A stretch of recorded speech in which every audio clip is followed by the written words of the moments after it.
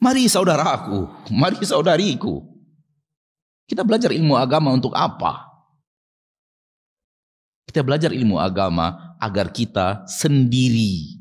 Belajar ilmu agama agar kita sendiri berjalan di atas ilmu agama yang kita pelajari. Izinkan saya untuk mengatakan, kalau engkau belum bisa berjalan di atas jalan itu, tutup mulutmu bicara orang lain.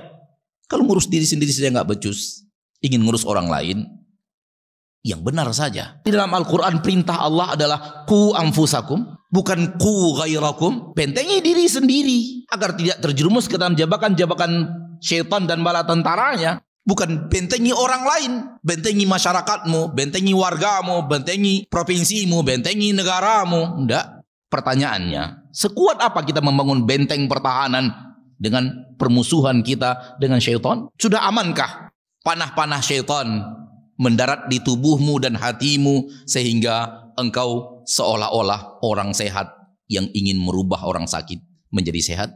Duduk seorang anak bersama ayahnya dari ulama terdahulu di sebuah masjid, lalu mereka belajar ilmu agama. Ayah mengajarkan kepada anak, anak belajar dari ayahnya.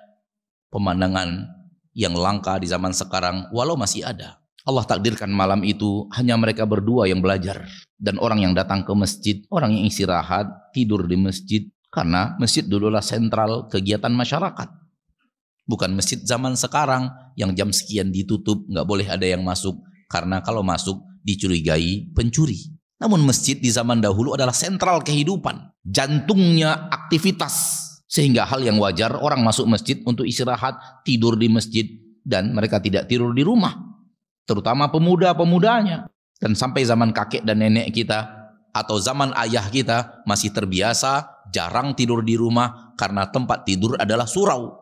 Intinya malam itu hanya mereka berdua yang belajar. Kemudian mereka istirahat, bangun, sholat, belajar lagi.